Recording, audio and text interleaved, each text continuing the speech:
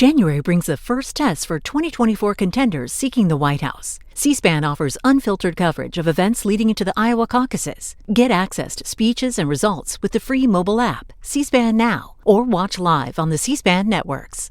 Get the home field advantage every time with Fairfield by Marriott, official hotel partner of the NCAA. Whether you're a student athlete working toward your championship dreams or your team's biggest fan, Fairfield by Marriott has everything you need to get ready for game day. From comfortable guest rooms to complimentary hot breakfast, Fairfield is part of the Marriott Bonvoy portfolio of hotels and official hotel partner of the NCAA. Visit fairfield.marriott.com to book your next game day stay. The United States Border Patrol has exciting and rewarding career opportunities with the nation's largest law enforcement organization. Border Patrol agents enjoy great pay, outstanding federal benefits, and up to $20,000 in recruitment incentives for newly appointed agents. If you are looking for a way to serve something greater than yourself, consider the United States Border Patrol. Learn more online at cbp.gov/careers/USBP. That's cbp.gov/careers/USBP. Welcome into The Verge, a show which covers the Baltimore Orioles minor leagues. The Verge is part of BSL Radio. Baltimore Sports and Life is dedicated to analysis and discussion on the Orioles, Baltimore Ravens, and the University of Maryland. The site has a team of writers providing coverage of those teams and houses live streaming content weekly. Join the conversations at the message board, like BSL on Facebook, and follow BSL on Twitter.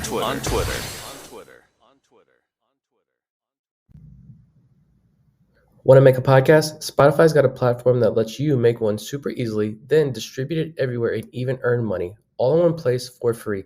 It's called Spotify for Podcasters, and here's how it works. Spotify for Podcasters lets you record and edit podcasts right from your phone or computer, so no matter what your setup is like, you can start creating today.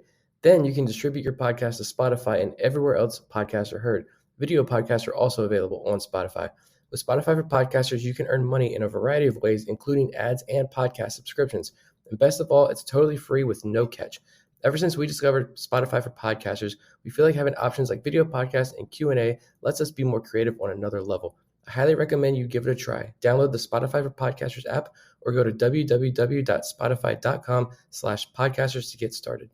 Welcome on The Verge. This is Zach Spettin, joined as always by Bob Phelan and Nick Stevens. And we have a lot to get into on tonight's show as Samuel Basallo and Seth Johnson have both been promoted to AA Bowie. We're also going to recap the seasons of the Aberdeen Ironbirds and the Delmarva Shorebirds, who wrapped up their 2023 campaigns over the weekend.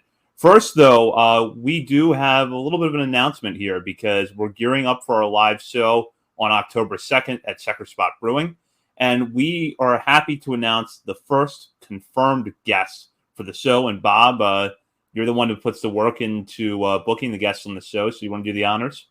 Yep, so we have our same guest from last year's live show coming back this year, John Mioli of the Baltimore Banner, and Connor Newcomb. You might know him if you listen to this podcast from Locked On Orioles. You might know both of them. They have a lot of appearances, and we're working on getting a couple more locked in, but don't think they're 100% confirmed at least yet, so we'll hold off. We'll tease it out a little bit as we get closer. Yeah, we look forward, hopefully, here over the next couple of weeks, being able to announce that between now and October 2nd. We will be at Checker Spot Brewing. Checker Spot's new location on Ridley Street in Baltimore City, not far from Oriole Park Academy Yards, is now open. So you can go check that out before the show on October 2nd. With that, we'll get into some news that broke over the weekend as Samuel Basallo and Seth Johnson were both promoted from High A Aberdeen to AA Bowie. Essentially, this will add about a week plus to the season for both players, but very significant promotions in very different ways. We're going to start with Basallo, who has just had an excellent year in his age 19 season. In fact, he just turned 19 last month. He tore through Delmarva before being promoted to Aberdeen, where he somehow managed to be a little bit better than he was at Delmarva. In 115 plate appearances with the Ironbirds, Basallo batted .333 with a 195 WRC plus, while walking 16.5% of the time and striking out 17.4% of the time. Between the Ironbirds and the Shorebirds this season, the left-handed hitting catcher has batted .307 with a 398 on-base percentage, .547 slugging percentage, 20 homers, 84 RBIs with a 12.85 walk rate, and a 19.91 strikeout rate. Along the way, he's become a consensus top 100 prospect, as most national outlets now consider him among the best 100 prospects in all of baseball. Nick, I think that we've been high on Basallo for a few years since he entered the system, but this season really has catapulted him to a new level. What have your thoughts been? Yeah, I think honestly, just coming into the year, I think we knew like two things for sure. Like one, he had insane raw power, and well, three things. He had insane raw power. He had a ton of personality. There were like him getting hit by the pitch and like a 70-something mile an hour fastball maybe, and then him like falling dramatically to the ground. And despite the fact that I think a lot of people wanted him off catching position already, that he was a good defensive catcher. And then we later learned some of the numbers like the pop times and the arm strength, and they're really good. And I think he has the potential to be a very good catcher as he continues to move up the ladder. But you also, when you see his ability to steal strikes behind the plate, that was something that I saw a lot of this year. I enjoyed watching that. And I just think as you continue to grow and mature physically, because he is still just a teenager, like you mentioned, he just turned 19, but I don't see any signs of needing to move him off the position right now. And offensively, watch this 18, 19-year-old kid get bumped up to high A, and the average went from 299 to 333. The WRC plus went from 149 to 195 in high A. On base percentage is up to 443. He lowered his strikeout rate to 17%, and he increased his walk rate from 11 to 16.5%. So, like, what catcher, 19-year-old catcher, sorry, there's bugs everywhere. I'm at the beach. What 19-year-old prospect, especially a catcher, puts up that kind of production? Like, that's insane. And speaking of John Mioli, remember before the season started, you asked him that prediction, like, I predict the top 5 prospects going into next year. And he was like, I'm going to say Samuel Basallo at number 5. And I was like, that's cool. Like, that's a great answer. It's a bold take. I like it. But we'll see if that actually happens. But he's wrong. He's not going to be number 5 next year. He's going to be like number 2 or number 3 next year. He's going to be even better than I think John predicted. So, yeah, that's kind of the season Basallo has had in a nutshell, I think. Yeah, that's a great breakdown. And, I feel like there's one thing that elite prospects do that, kind of break a little bit the typical development curve of every other prospect. We've seen it with Gunnar, where it's like a big leap and the improvements happen quicker and quicker. There's less time in between you noticing the improvements. And I think Jackson Holliday, the same thing. As he's gone up a level, he's gotten better. Maybe, a little bit of BABIP luck in AAA so far, but he had a nice game on Sunday to get things a little bit closer to where he should be. And Samuel Basallo is just another case of a snowball rolling downhill as the season's gone along. He starts as an 18-year-old in low A Delmarva, and he's striking out. He's not walking as much as you might like. All of a sudden, you notice the strikeouts are getting less as the season goes on. The walks are increasing. The power is maintaining throughout.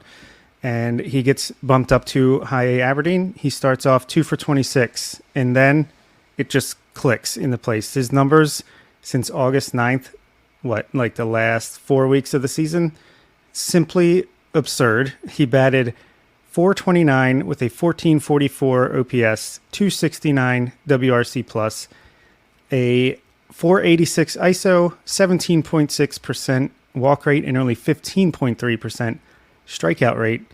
And that's over 85 plate appearances, so it's not like that's just like a hot week. Like, that is insane.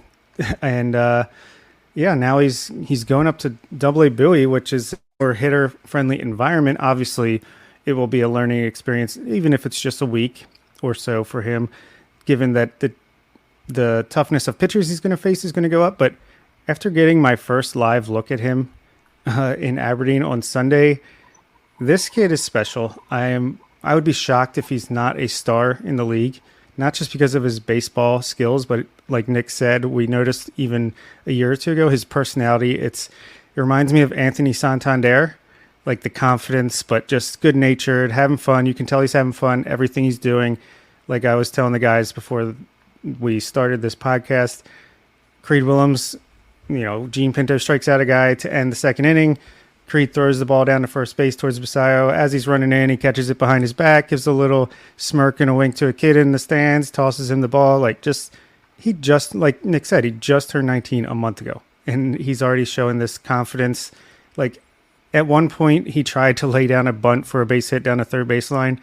It was kind of ridiculous, but it just shows how loose he is to me. Like, just seemed like a whim of the moment. Like, just in the moment, he decided he was going to do that.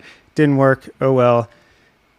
His first at bat, man, he smoked 2 or 3 balls just foul opposite field that would have been at least doubles.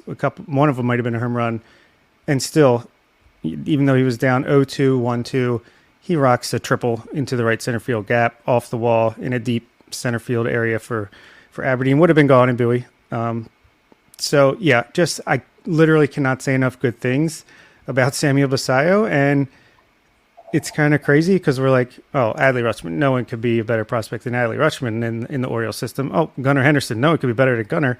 Oh, Jackson Holliday, no one could be better than Jackson. Well, Samuel Basallo might be that 4th number 1 prospect in baseball this time next year. And I'm shocked to say that, but he could legitimately be the dream that we had of Francisco Alvarez, but you can play catcher and play it well behind the plate. I think it's worth thinking back to earlier this year when Basallo got to Delmarva. The three of us were in agreement that it would not be a bad thing if Basallo spent the entire 2023 season at Delmarva. After all, he was 18 years old. There was questions of how that raw power was going to play. How would the cultural adjustment go to having to play in a cold weather environment in the U.S., a part of the country he's never been in before, because at this point he's only played in Florida. There's a lot of factors that go into that, not to mention being a catcher that could have, made his development a little bit slower than a lot of Orioles prospects. Yet it seems like he managed to keep pace, if not outdo a lot of them this year, despite those factors. And you both touched on it, but he got better at the plate during his time at Delmarva, and he overcame adversity after a slow start at Aberdeen. He was tearing the cover off the ball over the last few weeks of the season. Now, I don't think there's a whole lot we're going to take away, good or bad, from what Basallo does at Bowie with a little bit of time left that there is in this season. But now that he is in AA, and, it's not something we're talking about as happening in the future, it's already happening. You can pencil him in now as their starting catcher next season. What does that do to affect your expectations for him going into 2024? I think for me, like, just this last week or so, like you said, you're not going to learn a whole much about him, but I just think just get comfortable. This is a week or so worth of games where he can see AA pitching, and now he knows exactly what he needs to work on heading into the offseason. And he can start next year in AA. And honestly, at this rate, like you said, I imagine he would have spent all year in Delmarva. Maybe at this point of the year, or like 2 weeks ago, getting the bump up to Aberdeen as a congratulations, you had a great year. Let's get you up to Aberdeen for the last 2 weeks of the year. But I figured it'd be Creed gets up first because he's already repeating Delmarva. He's playing well. He gets moved up. But Basallo, he's so young. He's so raw. He's going to spend a lot of time down there. We say it all the time, but I'm still so hesitant, or like want to be hesitant with a lot of these prospects. But we say it all the time that the Orioles have proven to be really aggressive with a lot of these younger prospects, especially the younger international hitters. I feel like they've been very aggressive with these guys. So it wouldn't shock me at all that he gets this initial taste of Bowie. He knows exactly what he's got to work on coming into next year, and he comes out strong next year in Bowie, and he's ending next year in AAA easily. Yeah, like I was saying, these elite prospects get better quick. And like we've been talking about with Jackson Holliday, why we think, or at least I think, that he could personally compete for a job out of spring training with the Orioles is because I imagine he's going to put in a lot of work in the offseason to get better. And he might take another leap just from October or September, October to February, March of 2024. And the same goes for Basallo. Again, he's just turned 19. He can get stronger, even though he's already hitting 110 miles per hour exit velocities on his home runs right now. Like, who knows? The sky is the limit. He's gotten better with his eye. Maybe he works with, the whatever the pitch machine is that kind of simulates the toughest pitches in the world, and he gets his swing decisions even better over the offseason. Or he just continues to round out his game, get in better shape. I don't know. But he's going to start in AA, because why would you end him there and not start him back in AA next year, especially with what he's done in his limited time at Aberdeen? Yeah, he's certainly going to start. He might even get an invite to big league camp to join that incredible list of spring training invites that will be there. And, if he starts in AA by June, July, maybe, if he's performing, he's in AAA, and then sky's the limit. Like, I'm going to keep saying that 20 times tonight, apparently. And, he's going to be the guy we're speculating in September. Oh, is this the guy that we're going to give a tease which is crazy because he'll be a barely 20-year-old catcher, and they tend to need more time to develop. And so far, Basallo has not needed that time, but we'll see. Maybe he'll be a guy that, eventually will have to settle in somewhere and get some extended time, but he has not made that the case so far. While Basallo is going to get his shot to get his feet under him in Bowie's lineup over the next week, Seth Johnson is now in AA also. Johnson, who's working his way back from Tommy John surgery, has had 4 starts for the Orioles so far this season.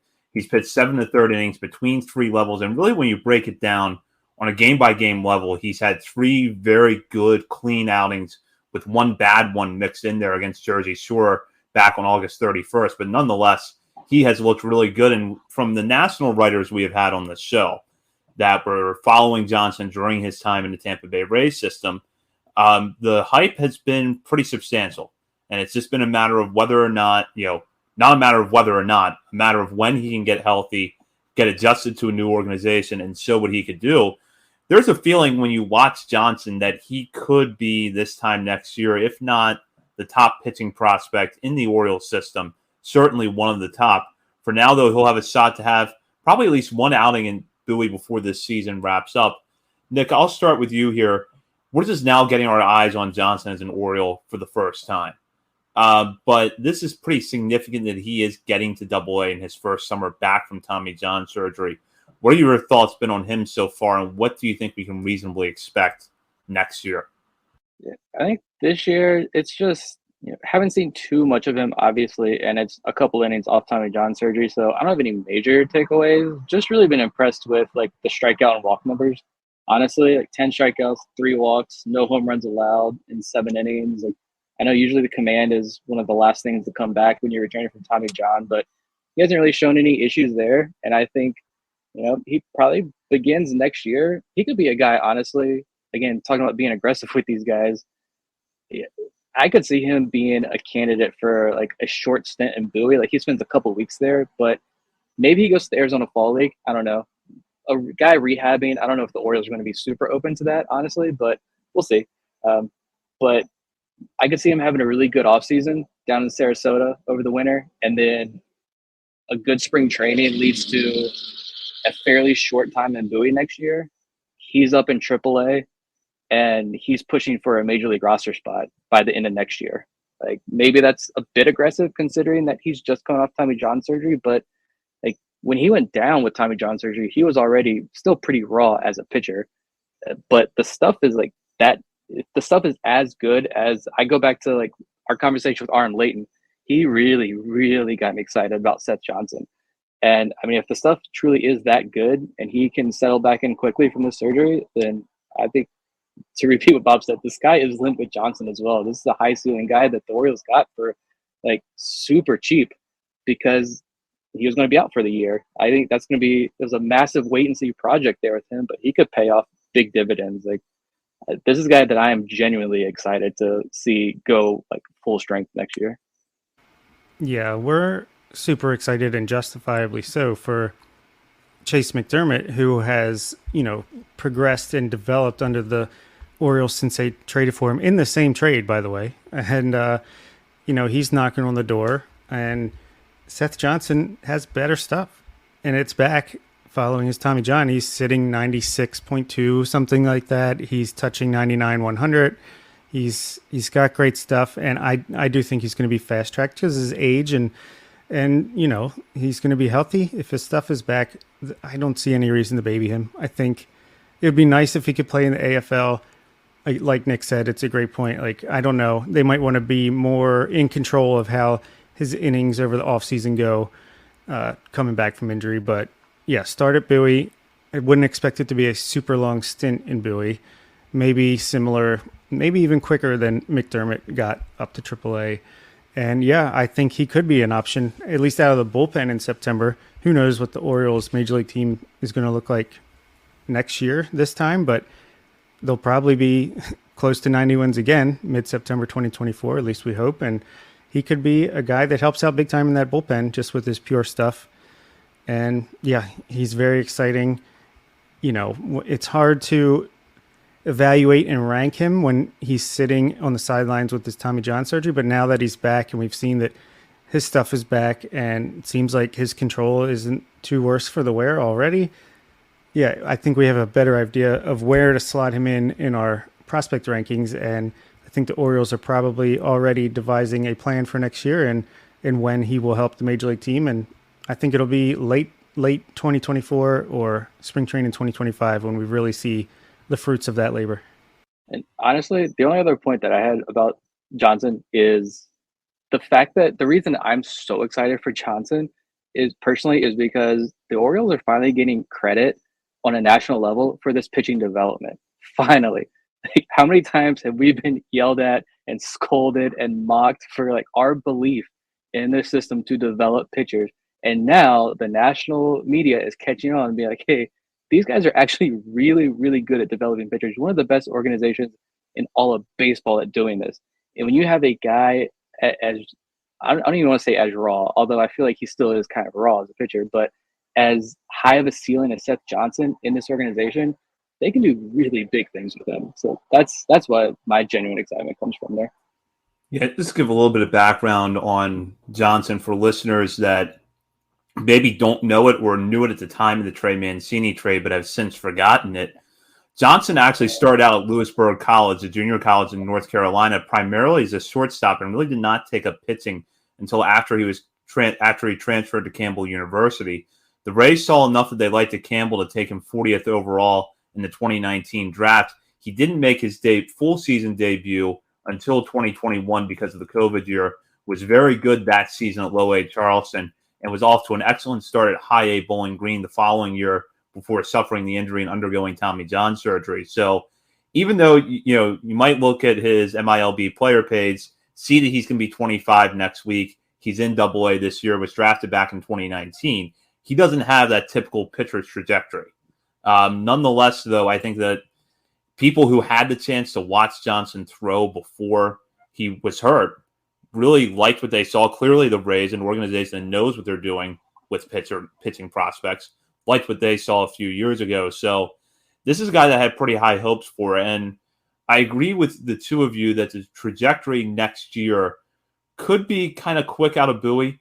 I mean, we did see some instances this year of pitchers repeating levels a little bit longer than I would have expected. I wasn't expecting Justin Armbruster to stay in Bowie as long as he did this year. And I think performance-wise, he could have started this season at AAA. But Johnson has the fact that he's already on the 40-man roster in his favor. The Orioles added him last offseason. So his case is a little bit different than some of these other guys where he's going to be in his second year on the 40-man. If he looks good early on and they feel like he's mastering Double A hitters, I don't think they'll hesitate to bump him up to Norfolk.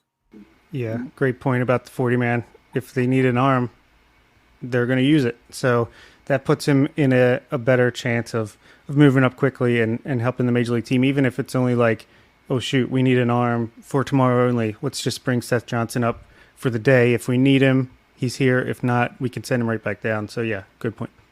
And in a moment, we'll get into the seasons of the Delmarva Shorebirds and Aberdeen Ironbirds. But first, a word from our sponsor, DraftKings.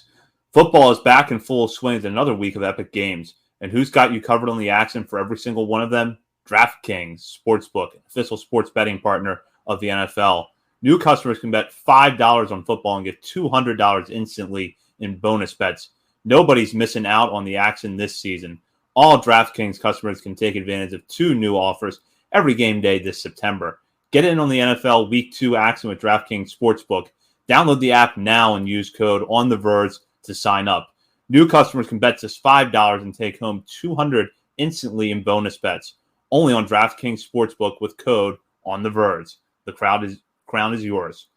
Gambling problem? Call 1-800-GAMBLER or visit www.1800gambler.net. In New York, call 877-8-HOPE-NY or text HOPE-NY 467-369. In Connecticut, help is available for problem gambling. Call 888-789-7777 or visit ccpg.org. Please play responsibly. On behalf of Boot Hill Casino and Resort, Kansas, 21 plus age varies by jurisdiction. Void in Ontario. See sportsbook.draftkings.com/football. Terms for eligibility, terms and responsible gaming resources. Bonus bets expire 7 days after issuance. Eligibility and deposit restrictions apply. Nick, how are you feeling about your Cowboys after that Week 1 shellacking of the New York Giants? I'm muted. That's about how it's going with Cowboys in about 3 weeks. But for right now, the Cowboys are riding high. That was a great Monday night game. Shout out to all the Ravens fans listening. I know that's exactly what you want to hear. But apparently, Aaron Rodgers just got carted off the field like the second play of the game tonight. So more good things happening in the NFL. RIP J.K. Dobbins. My fantasy seasons are dead. Let's talk about baseball. And we'll talk about the Delmarva Shorebirds first. The Shorebirds finished this season 56 and 64, 56 and 74.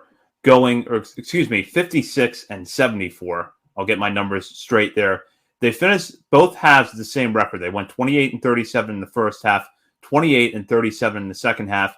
And kind of like we've seen in the last few years of the Shorebirds, very, very different rosters at different stages of the season. They started the year with Jackson Holliday, Samuel Basallo, and Creed Willems anchoring their lineup. Eventually, all three would find their way to higher levels. The pitching staff, though, broke out with some interesting candidates, including Luis De Leon. Davy Cruz was very good and got stronger as he went along in his second season. Juan Nunez also looked very good before getting promoted to Aberdeen. Late in the year, the Shorebirds were pretty interesting to watch once again, with Enrique Bradfield Jr., Mac Horvath, Matthew Etzel, among others, taking the field for Felipe Alou Jr.'s squad before getting promoted to Aberdeen. So really overall, I think it would be fair to say that the Shorebirds were a lot more interesting over the balance of the season than the 56 and 74 record suggests. Yeah, that's typically the pattern I feel like we've seen the last couple of years, especially since we started doing this, right? They start out really fun to watch and really entertaining because they've got some guys repeating the level. They got these younger international prospects. And then a lot of these guys get promoted up to Aberdeen, and there's this lull in between then and when the draft happens, where it can be tough to watch sometimes. But then the draft picks come in, and this team really starts to take off. But you're seeing a lot of guys, I think at the Delmarva level, you're seeing a lot of these younger international prospects. And this is the key for me. These younger international prospects, maybe they do have to take 2 years, but they're settling in, a lot of these guys for the most part, and taking off eventually. So there's a lot of really good things happening in Delmarva. Like, put the record aside, put all of that aside. There's a lot of good development happening there in Delmarva. They've got a great coaching staff and system in place to help the international players acclimate to full season ball here in the States. So a lot of great things still happening down there in Delmarva. Yeah, I couldn't agree more. I think, who was it? Kobe Perez, Matt Blood, saying you're going to see a lot of guys that repeat the level next year, make some big strides. I think we saw that. Creed Willems, don't forget, he started the season in Delmarva and just came out like a rocket, one of the hottest prospects in the system, if not of baseball, the first month or so. Got promoted to Aberdeen and then kind of, hit a wall as he got stretched out in his first full season, but love the progress that he made. Elio Prado came back, did really well, and there's just other examples. And then I think you're going to see some guys that, maybe we had some hopes for that didn't perform quite as well as we wanted them to. They'll repeat the level next year, and they'll break out and be in Aberdeen like 2 months into the season, and then we can reevaluate. But I think that's we kind of are falling into stride here with what the Delmarva season's going to be for the most part, for the foreseeable future. It's going to be a lot of young international prospects that, either you're Samuel Basallo and you break out and become a top 100 guy, or you're a guy that just needs a little more time to develop and be a little more patient. I mean, those are still like 19, 20-year-old kids. And then you get that influx from the draft, just as you lose your best players to Aberdeen, and then you lose them, and at the end of the season, it's, who's left. I think one of the things that stood out to me about the Shorebirds this year was that you knew coming in that opening day lineup was going to be really good. When you have Holiday and Basallo in there, you have Creed Willems. But there were a few pitchers that I think really kind of took us by surprise a little bit this year. Nunez was excellent there. Edgar Portes, though, is a guy that I think really jumped on some radars this year as a season he had. When he was with Delmarva this year, struck out 106 batters in 80 and two-thirds innings pitched while walking 35. For a 20-year-old at low A, those are pretty good numbers. And he's got a very live fastball. So that's someone that kind of jumped out at me as a breakout candidate. But I feel like when you look at this pitching staff, you could put that label on 4 or 5 different guys. Yeah, absolutely. No one more helium than Luis De Leon. We talked about him a little bit lately. But even with a rough end, he had like a rough start or two towards the end. He still ends up with a 2.39 ERA with 31 strikeouts and 26 in a third innings. You talked about Davy Cruz, who just was like, again, got better and better as the season went on. And Juan De Los Santos, he had a very interesting season. He was 1-10 with a 4.60 ERA, but I feel like there was a stretch in the middle where he was lights out as well. Moises Chase had to be slowed down, I think more so for innings than an injury towards the end of the year, but he had 100 strikeouts in only 68 innings and got better as the year went on. And I feel like, again, these guys that are super young and get better as the year goes on, great sign for the future. Yeah, I highlighted 2 pitchers here that I know I wanted to look at real quickly, and Chase was one of them. He's still just 20 years old. Spent all of last year in Delmarva and this year, but 68 innings this year, which was 9 more than last year. And last year was a lot of injuries as well, but he saw his ERA drop like half a run this year. His strikeout rate went from 23% to 33%. The average against went from 211 down to 193.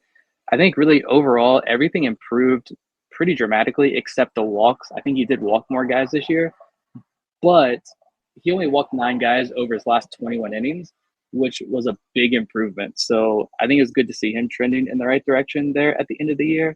I really like to see him take off in Aberdeen next year. And then Davy Cruz, for me, was another guy who, he catapulted into Baseball America's top 30 at like the midseason last year. And then no one really ever talked about him after that. I think the draft picks came in and he dropped out of the top 30 and people just kind of stopped talking about him. But he showed great improvements, I think, too, across the board. And he's still just 19 years old, which I can't believe. But I thought I'd see him in high A, at least to end this year, because he's pitched like 150 innings in Delmarva now. But he had a 25% strikeout rate. His walk rate, he improved by like 3%.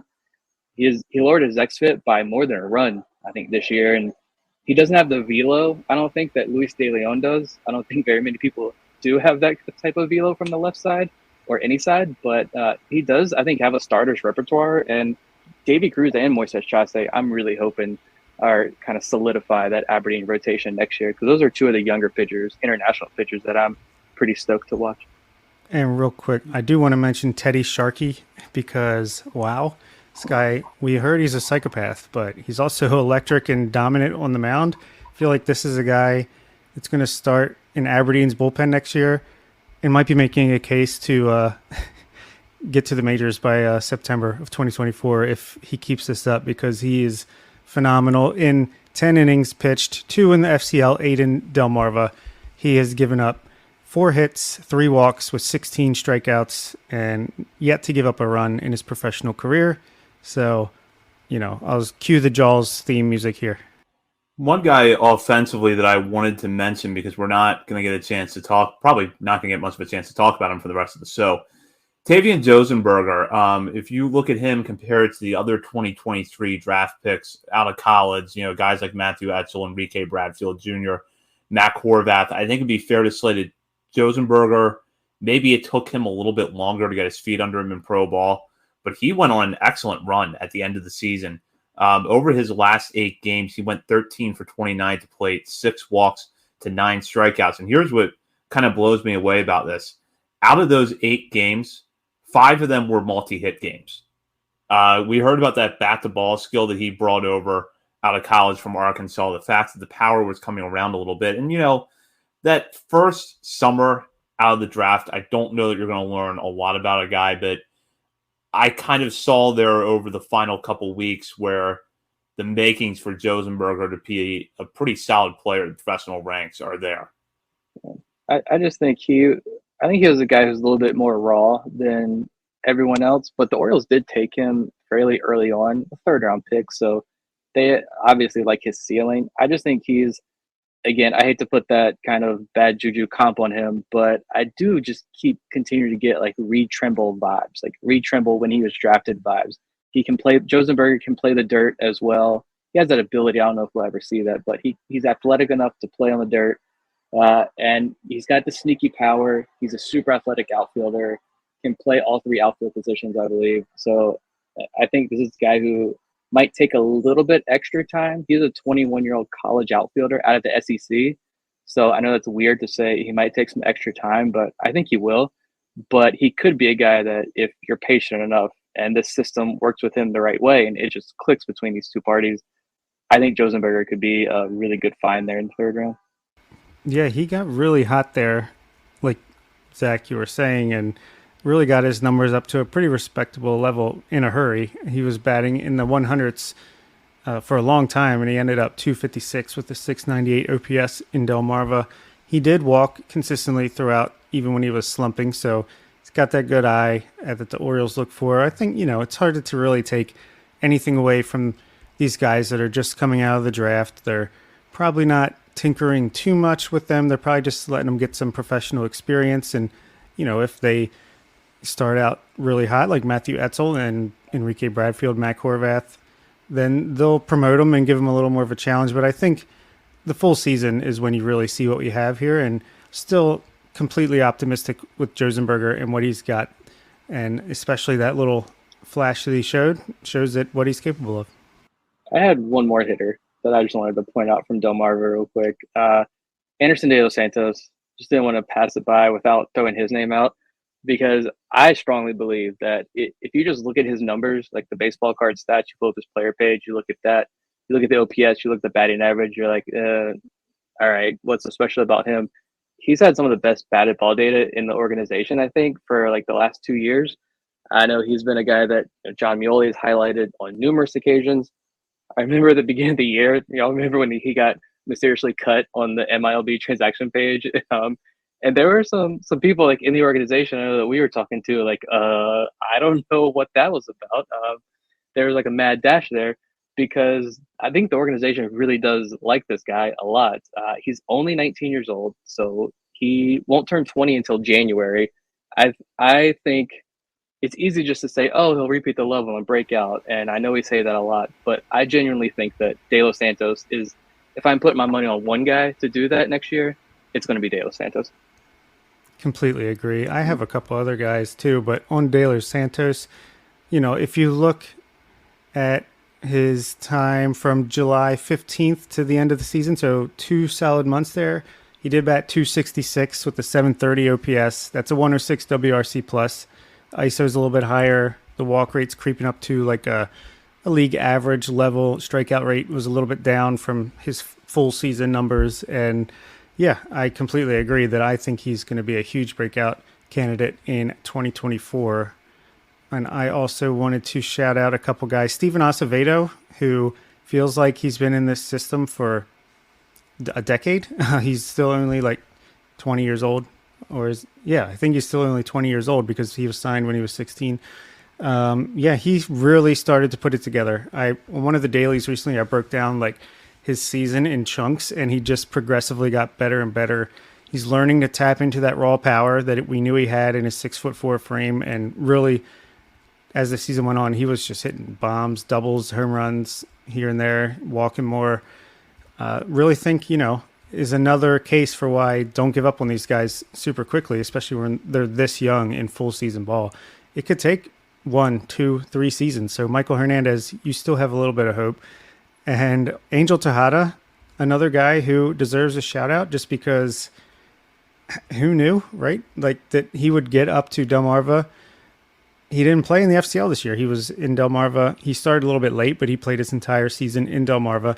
Again, 19 years old, doesn't turn 20 until January, just like Anderson De Los Santos. He put up a 96 WRC plus. He batted like 249. He didn't walk a ton, 5.5%, but he didn't strike out a ton either. Just feel like the organization, just based on how they used him, is pretty confident in his ability as well. And I feel like there was just one more guy. Oh, yeah. A guy who only got 11 at-bats in Delmarva, and I was shocked to see him show up in the box scores last week. Anutis Mordan, who we talked about him 2 weeks ago in the FCL breakdown. He was 4 for 11 with a double and a home run and a walk in 3 games for Delmarva. So, again, something about this organization because between Rutschman, Basallo, Mordan, there's a guy, Brian Hernandez, who's pretty solid. Just Maverick Hanley, Silas Ardoin. Orioles aren't going to really need to go to free agency or trade for a catcher anytime soon. Yeah, definitely not. We'll shift gears now and talk about the Aberdeen Ironbirds. Roberto Mercado's squad saw some of the top prospects in the system, including Holiday, Basallo, and many others, pass through this season. And overall, the Ironbirds finished the season strong. They won 6 of their final games against Greenville, sweeping that series, and won 8 out of their last 10. They went 34-31 in the second half and 66-63 overall. And really, there's a few ways you could break down the Ironbirds. There's some of the standout hitters that were there, such as Holiday, Basallo, Dylan Beavers, Judd Fabian. But then you also look at the pitching staff, and a lot of this year's breakout arms got their starts in Aberdeen or found their way to Aberdeen later in the season. So that could be guys like Juan Nunez and Yaki Rivera, who were very good between Delmarva and Aberdeen, or it could be pitchers like Trace Bright and Alex Pham, who began the season with the Ironbirds and really rose up the ranks with their strong performances. So, Bob, I'll start with you here. When you look at this team as a whole, what stands out to you? Just a dynamic core. Like, I don't know. It's like very much like Delmarva, but even more so. Just like constantly shifting its personality of the team as the season goes on. And we mentioned it briefly, but Jackson Holiday started the season in Delmarva, and he's playing for AAA Norfolk right now. That's still crazy when you think back. But yeah, I don't know, because Aberdeen is the team that's closest to me. It always starts out super exciting because they get all your draft picks, the college draft picks from the year before, guys coming in, but then they're gone and there's a little bit of a lull. Then you get the promotions. So it's really hard to nail them down, but there's a lot of exciting stuff. You're at least going to see, if you go like once every couple weeks, you'll get to see the biggest players in the system for the most part, except for the guys that are obviously in the upper minors at the beginning of the year. But like you mentioned, Yaki Rivera, fantastic season for him. He just turned 20 in July, but he had a 2.52 ERA between both A-ball teams with a 32% strikeout rate. Love to see that. Juan Nunez, I finally got to see him in person on Sunday. Super impressive, sitting 94, 95. He touched 97 at one point. Just looks really confident on the mound. Again, just a vibe thing. I feel like he looks the part of a major leaguer in the future. So, yeah, and I think pretty much every pitcher that pitched for Aberdeen, at least in the starting rotation, like had their moment, because Jake Lyons for a while was super hot. I don't know if he survives this offseason. I know he's getting up there, a 2019 draft pick, but Kyle Verbitsky started off super slow after being in the Daryl Hernandez trade, but he finished the year super strong, 3.83 ERA, 103 strikeouts in 103.1 innings. Cooper Chandler came out of nowhere, had a great season. Daniel Lloyd was fantastic. Cameron Weston, all the guys that moved up, Gene Pinto, Alex Pham, Trace Bright, list could go on and on. But just great pitching in Aberdeen because of it's a pitcher's park. But even the hitters, it's a breakout when you're performing well in high A. Just an example, Jackson Holiday batted .314 with a .940 OPS in the pitcher's park of Aberdeen. And what do you know? He's pretty good. Yeah, I think just generally speaking about Aberdeen, like last year, it was kind of like, all right, let's see what these guys have in terms of the coaches, because you look at this manager staff last year, or the entire coaching staff last year, a lot of younger guys and newer guys to the organization. Roberto Mercado, this was his first job last year in the professional ranks, first managing job in the professional ranks. He was working at the high school level 2 years ago, and an extensive fabulous baseball resume, but as far as professional coaching goes, last year was his debut, and he took Aberdeen to the championship series. And he had a first year in the organization, pitching coach and Forrest Herman, who did some unbelievable things with those pitchers last year. And it's carried over this year to Austin Miney, came over from UNC Charlotte, or just Charlotte. I forget what they're called now. Either way, Charlotte. He came from the college ranks. This was his first year in the organization, and he picked up the torch that Forrest Herman left, and he's continuing to carry it. You guys have talked about the pitching. The pitching in Aberdeen, I think year after year continues to be the area that I know I target as there's no big names. There might be one big name guy on that entire roster, but yet it's for the last 2 years, it's been arguably the most dominant staff. And they only get a lot of these guys, not everybody, but a good chunk of these guys only get better when they get up to Bowie, which is a pitcher's park, which has been the most, arguably, in my opinion, the most phenomenal thing about watching this entire farm system. But shout out to Austin Miney, shout out to Roberto Mercado and the job he's doing. Shout out to Zach Cole. I think he's been there for a couple of years now, the hitting coach for Aberdeen. I mean, I know we're leaving guys off, apologies, but these guys are doing a fantastic job down there in Aberdeen, because the hitters, yes, I know a lot of people see some of the numbers with guys like pick a player, that struggles initially down there in Aberdeen. And sometimes it takes a couple months, but they settle in, right? And it's because it's their first full year in the organization. They're beginning in Aberdeen. And this organization does a fantastic job of letting these guys figure it out and struggle on the spot. And once they take off, it's worth the wait with a lot of these guys. So shout out to them. And one thing too, I know we've touched on it a couple of times, but I think down there in Aberdeen, you've seen a new strategy that the major league team is going to start to employ a lot more. It's speed on the base paths. It's being super aggressive. I don't think that's just a matter of taking advantage of, low A or high A catchers with subpar arms. I think it's just taking advantage of playing on turf and a fast surface down there in Aberdeen. I think it's legitimately, the Orioles are kind of using that as a breeding ground, almost an experimentation lab of what's this going to look like at the next level. And I think it's going to look pretty darn awesome over the next couple of years. Yeah, good call. And I just, one more pitcher I don't want to, he's kind of caught in the middle, Jared Beck. He had a great season with Delmarva, 3.86 ERA over 58 innings with 78 strikeouts. And, didn't perform as well down the stretch after he was promoted to Aberdeen, 20 strikeouts in 17 innings, 5.82 ERA. And I think he was dealing with some injuries down the stretch, but really great season for him as a 7-footer. I mean, I didn't expect him to even be as good as he was in Delmarva at any point in the beginning of his career, just because you're 7 foot tall. That's a lot of mechanics you have to get right.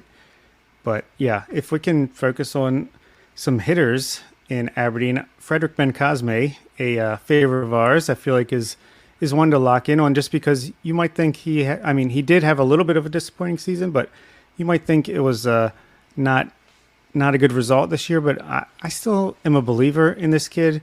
He's still super thin. He's 6 foot tall. He has to put on some good muscle and start hitting for more power. But at 20 years old, he still, again, will be 20 years old until Christmas. So he still doesn't strike out. He only struck out 14.1% this year. He walked 11.6%, which was a career high. All he's got to do is add some more pop, and I think he's going to start to explode. He looked much better on defense. He looked super smooth at shortstop this year and second base when Jackson was there. And yeah, don't give up hope on Ben-Cosme, even if he didn't, light the world on fire the way he did in Delmarva last year. It's a different beast. It's a big jump from low A to high A. And my guy, Elio Prado, who he had a really solid year for Delmarva, a 115 WRC plus. And again, this is a guy who's still only 21 years old, despite being part of the Andrew Kashner trade with the Boston Red Sox, along with Nolberth Romero, and dealing with injuries and a COVID year. And he's still just 21. He finally, performs at Delmarva consistently enough to get the bump up to high A Aberdeen. And he puts up a 104 WRC plus overall, which is pretty good. But he did have a stretch from July 26th to the end of the year September 10th, where he batted .277 with an .843 OPS, 128 WRC plus, 8% walk rate, 20.7% strikeout rate. So, again, a guy who's improving still, and I have some hopes for. Yeah, and going back to what you were talking about earlier, and this is a guy that I know we're going to get a chance to discuss more next week when we wrap up Bowie's season. Max Wagner is the perfect example of someone who gets off to a slow start, but then ends up really finding his stride. And he became one of the Ironbirds' more reliable hitters in a lineup that had a lot of talent passing through at various points this season. Judd Fabian put together a strong run there over 56 games. Dylan Beaver is another guy that got off to a slow start and really rebounded, and now I think has solidified himself as one of the more intriguing hitters in this farm system. Even some guys that fly under the radar a little bit. Maxwell Costas showed really good power in the time he was there. Ryan Higgins, it seemed like the extra base hit power was picking up a little bit as the season went on. Luis Valdez, not great numbers offensively, but 43 steals and 48 attempts during his time at the Ironbirds. He ended up ending the season in Delmarva, but that impressive speed was on display there. So really a lot of interesting players on that roster this year. Yeah, I jotted down a couple too. A couple to piggyback off Bob there. Ben Cosme, I mean, I just think he was challenged for the first time in his career, really. And he did finish on a really high note. Like, I'm not really moving him on my top 50. I think he might have dropped only because the draft picks that moved in ahead of him, honestly. He's still only 20 years old. That power could still develop. I hope it does, but he's still got a lot to grow, physically. But I think you look at him over this last month, which was only 9 games, so small sample size, but still, he ended the year, those final 9 games, he hit .421 with an OPS over 1,000, and only struck out twice in those 9 games. So that was really good to see. I think other hitters, I think I only noted one other hitter that I wanted to talk about, Creed Willems. I know you look at the Delmarva numbers. For me, when I look back at the numbers, look at his Delmarva numbers last year, the not good ones, and then look at his Aberdeen numbers this year. And I think pretty much every single offensive statistic, if you pull up his Fangraphs page, they're like almost identical. It might be like 2 or 3 points off. So, and it's easy to look at what Basallo is doing and try to compare these two guys, but Basallo is a very unique prospect and developing to one of the top prospects in all of baseball. And yeah, Willems might be older, but I don't think he's ever going to be in consideration for a top 100 gig. And I may not be still like super sold on him, but typically catchers do, unless your name is Samuel Basallo, take a lot longer to develop. And he's shown the ability to make some adjustments and improve. So I wouldn't be shocked to see him back in Aberdeen next year and improving what he's done this year. I think it was you, Bob, that said before we came on that when you saw him, like, he just looks tired. That could be the case as well. I wouldn't put that by him. So definitely going to give him another year. Some pitchers that I wanted to highlight, Cameron Weston. I wanted to see more of him this year, but I know he started the year late with an injury, so they probably didn't want to push him too much here at the end, but we know he's got some wicked secondaries. If he can just show that, he can miss bats maybe with fastball at AA next year, I think he'll open more eyes and could be a real sleeper from that 2022 draft class. Reese Sharp, my guy that I targeted immediately after the 2020 draft, so I'm going to stick with him. The numbers weren't always great this year. The walks were sometimes out of control, but he finished the year, his last 15 and a third innings pitched, which I think was like 9 or 10 outings. I can't remember, but only 3 earned runs and 6 walks to 18 strikeouts. And 3 of those 6 walks came in 1 outing. So again, we know those were an issue, but if he gets to bump up to Bowie next year, it'd be cool to see him continue to pitch, the 8th, 9th inning role there. We know he's got that super hoppy fastball, good pitch mix to work bulk innings. I hope he can continue ride that wave into next year. You mentioned Cooper Chandler as well. Good stuff. The mid-90s fastball, sweeper, cutter, 3 true weapons. I think he opened a couple eyes this year. I know at one point he was one of the more dominant arms in the entire system and then kind of went up and down, but I think he's a name that I'm still intrigued by going into next year. And then the last guy here, that Kyle Verbitsky, how did he not get a shot in AA this year? I think is my biggest question. He's 24 years old. He pitched to a 3.83 ERA, a 1.17 WHIP. He had 103 strikeouts in 103 innings. I think Aberdeen just named him their team MVP, deservedly so. I know at the beginning of the year, we were thinking like, hey, he comes over in the Darryl Hernandez trade and thinking, all right, maybe he pitches 2 or 3 weeks in high A. Some of those like adjustment starts, right? You're new to the organization. That is a gigantic bug. Maybe he gets 2 or 3 starts here, adjusts to the organization, and then he's going to get the bump up to the Double A here. But he never got that bump up, and it was a few disaster outings. And now we're like, oh, this guy might get cut 2-3 weeks into the year. But he has a super strong year.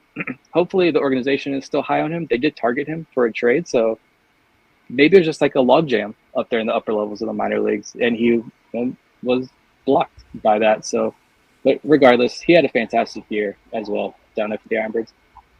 Yeah, and if we're just emptying the notebook here, so to speak, shout out to a couple of relievers who spent, I think most, Keegan Gillis we talked about a lot, but also Dylan Hyde, who both of those guys had really great seasons, and I think they're going to be guys that really are going to, the more casual fans are going to really hear a lot more about next year as they're spending all season in the upper minors as potential pretty good relief prospects. And offensively, Carter Young, he didn't have the best season in Delmarva, but he eventually got promoted to Aberdeen anyway, and he batted .293 with the .741 OPS, and not a large sample size, but he had 5 extra base hits in that time, which was a much better rate than he had in Delmarva. So, still plenty of room for optimism with Carter Young as he continues his development. And Isaac De Leon, he didn't have a great season. He batted .202 with a .621 OPS, but I don't know if he was batting .200 all season until the final day of the season when he went 2 for 4 and finally nudged it over the .200 mark. So just a guy I've been high on in the past, but hasn't exactly put it together. But shout out to him for getting above that Mendoza line at the end of the season. Before we move into our final segment, I want to wrap up here with your guys' quick thoughts on 3 2023 draftees that reached Aberdeen this year: Matthew Etzel, Enrique Bradfield Jr., and Mac Horvath. I think that you look at the numbers, some of the things speak for themselves. The fact that Bradfield was so successful in the base pass was just something we had heard a lot about. Etzel was a guy that flew under the radar a little bit, but really broke out nicely over the few weeks he was in the Orioles system. And Horvath, to me, kind of showed that interesting mix, not a 5-tool player, but a guy that could have a little bit of the 5 tools across the board if some of that raw skill set comes together. Yeah, we saw what Bradfield can do on the bases, on the field. First pitch of the game when I was there Sunday, he was in right field, actually, not center field. He makes a nice jumping catch at the wall, bounces off of it. Like, he's elite center field defense, elite speed. We knew that already, but nice to see it in action, all the stolen bases. He hits the ball hard for the most part. He's just got to lift the ball a little bit more, get into more of that strength, but super excited about what he can bring. Just a completely different dynamic than what we're used to from Orioles draft picks. And Mac Horvath, man, I feel like he's going to be the first one of these 2023 draft picks that makes a top 100 list. I really just feel like he's got that, like you said, 5-tool capability, and I think he's going to be a guy that takes off, as well as the tool shed Jake Cunningham. But I think Mac Horvath has the edge for now. And Matthew Etzel, yeah, I mean, he was playing center field in the game I saw. He's, again, a true center fielder. He's got a little bit of pop. He hits the ball hard. I think there are some definitely adjustments to his swing. It's not the prettiest, but if it works, it works. He got to show off all the tools too, between speed and power a little bit here after he was drafted. So super high on all these guys. Curious to see. Obviously, I think they'll all start back at Aberdeen to start 2024. But, as we've seen with Dylan Beavers and Judd Fabian this year, how are they going to, progress as 2024 goes along? Yeah, I think Etzel's a guy who really jumped off the page this year to begin the season. I'm curious to see what he does at the AA level. Is he a guy who gets up to the John Rhodes level of prospect in my mind? Because again, that's kind of the benchmark I kind of use for these outfield prospects. Does he reach that level, or is he? I don't know. How does his skills translate as he moves up the ladder? I'm anxious to see, because clearly he's an advanced college hitter. So I've learned to temper my expectations just a little bit with some of these guys, especially the later round draft picks. But he was definitely super exciting to watch earlier on this year. Horvath, I mentioned, I think previously on a recent episode, like that conversation with Arm Layton really drew me more into Horvath. So it was kind of like that Max Wagner territory for me on what are my true thoughts about this prospect? What kind of player is he really going to be? Now I almost get the sense that like Horvath could end up being this like Jordan Westberg type player where it's like, yeah, we know he's good, but like, is he really good enough to take it to the next level? Like, would he be better as a trade piece? Like, how exactly does he fit into this organization? And then you bring him up to the major leagues, and it's like, oh, wow, this guy is actually really awesome. It needs to be playing every day. I'm getting Jordan Westberg vibes there from Matt Horvath. Maybe not like specifically like skill set to skill set, but just generally speaking. And Bradfield, this guy is a lightning rod. I've said before, I like him more and more. He played in 25 games and had 25 stolen bases. Was only caught twice. He walked 26 times. He walked 16 times. That tells you everything you need to know. I don't care what his batting average was. I don't care if it's 100. This is his draft year. I really don't care. He was explosive in every other aspect of the game, defensively as well. That hit tool will come around. I have all the faith in the world. This organization will bring that out of him. He still hit a combined 291 across the three levels. So I don't care. What was his high A average? 118. Unimportant. Not important at all. Yeah, Bradfield, I'm glad he fell. And I'm glad the Orioles, I was going to say took that risk. It wasn't really a risk to take him because we know that floor is so high. But I'm glad they stepped outside of their comfort zone to take a guy like Enrique Bradfield and bring him into their organization because, like I said, that experimentation lab down there in Aberdeen, I think we're going to start to see that more at the major league level. And Bradfield is a perfect guy to be a table setter at the top of this Baltimore lineup in 2 years to kind of lead that charge. Yeah, and it's widely reported the success that the Orioles have had under Mike Elias and Brad Selick and company with their first-round picks since they took over organization in the front office. But the second picks in each draft, that's what gives us hope of being able to continue that success as they pick later and later in drafts. Let's see, Gunnar Henderson, Jordan Westberg, Dylan Beavers, Connor Norby, and Matt Horvath. Like, that's pretty crazy. They haven't missed on any of their first 10 picks in the last 5, or phrasing, but the first 2 picks in each draft over the last 5 years, I don't think they've missed once. Yeah, that certainly is impressive. And with that, we're going to go into our final week of the segment where we shout out guys outside of our top 30 for something they've done recently, whether it's been a good game, a good week, just something interesting in their stat line. We did not do this segment last week because Nick was out. We had Ryan Ripken on as our guest. So Bob and I carried over our picks from last week. Nick, though, has a couple of interesting players, including an outfielder at Bowie and a pitcher working his way back from Tommy John surgery. Yeah, I want to shout out Dante Williams down there in Bowie just because I feel like we haven't really talked about him too much this year, except like wanting to take some of his tools and give them to other players. But it's been kind of a rough year for him offensively. I don't know. I don't have his numbers pulled up in front of me. I know they're not good overall, but he did have multiple highlight reel catches. I think he did like the national interview trail after that one catch out there.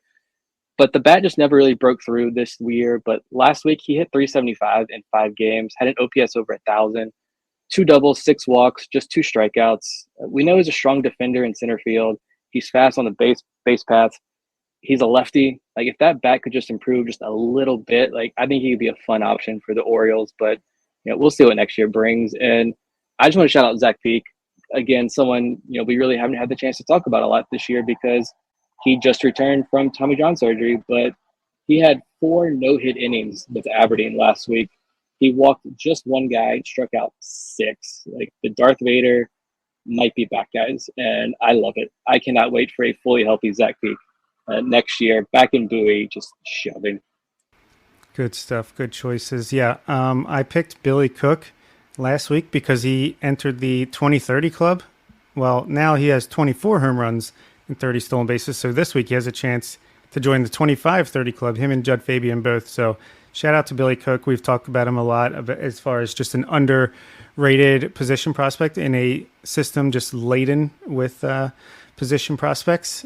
But he's one to keep your eye on for next year as he's up in AAA, presumably. And, he can be a nice utility player in the major leagues. And Logan Reinhart, who the Orioles traded for at the deadline, only because it was Edward Bizardo DFA and then figured out a trade. But he came over and he pitched fantastic for Aberdeen, finally gave up a run towards the end of his stint with the Orioles, with the Ironbirds. But I think he ended with a 0.95 ERA and just looked great, had great strikeout to walk numbers. And yeah, who knows? Maybe he can be another guy that the Orioles just pluck away from a team. They just see some peripherals that they think they can work with, and then they turn him into something. I mean, there's Ryan Hennon, who you never heard of, but he's had success this year from the Orioles pitching development, and who knows what eventually happens with these guys. I'm sure Ryan Hennon will go to the AFL like Nick Richmond last year, and people will be like, what?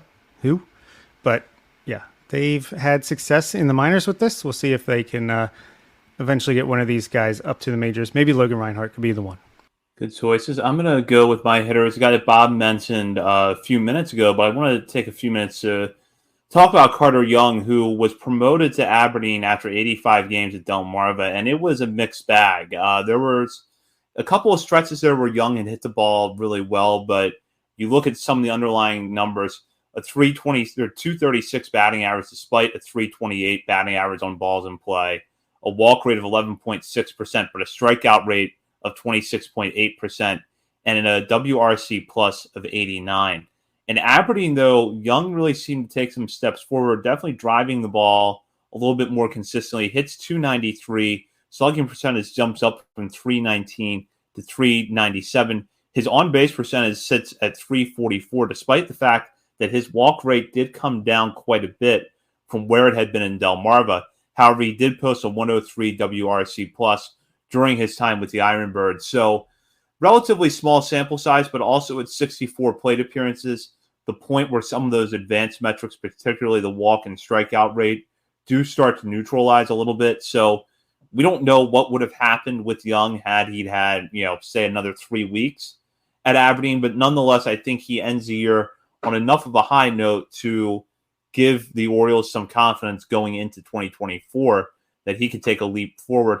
And then Brandon Young. Last week, he had a little bit of a rough outing against New Hampshire, but overall, he has looked really good on his return from a shoulder injury. So far this year, the right-hander has thrown 36 innings across 10 starts in 4 levels, 4.5 ERA with a 37-5 strikeout to walk ratio, which is really impressive. And you factor in that his fastball has consistently been topping out, I think, in the mid to upper 90s in some of his starts. So he looks really good at this point. And I just want to throw this out there. He's Rule 5 eligible after this season. So the Orioles, yeah, I know we haven't seen a lot of him this year. It's a risk coming off the shoulder injury. But if you want to look at an under-the-radar name of someone the Orioles may want to move some things around for to protect, Brandon Young might be that guy, especially because a lot of people in the organization were really high on him before the injury.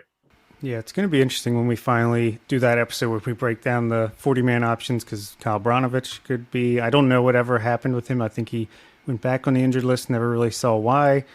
But yeah, a lot of outside looking in options, and I feel like the Orioles always surprise us with one of the guys they add to the 40-man. So yeah, could easily be Brandon Young this year. And with that does it for this week's show. Bob, Nick, and I will be back at our normal time next Monday night to recap the Bowie Bay Sox season. In the meantime, you can check us out on Twitter at BSL on the Verge. We're also on Facebook and Instagram. And don't forget to mark your calendars for October 2nd for our live show at Checker Spot Brewing. As we announced earlier tonight, John Mioli and Connor Newcomb will be joining us on that show, but we hope to announce more guests here over the coming weeks.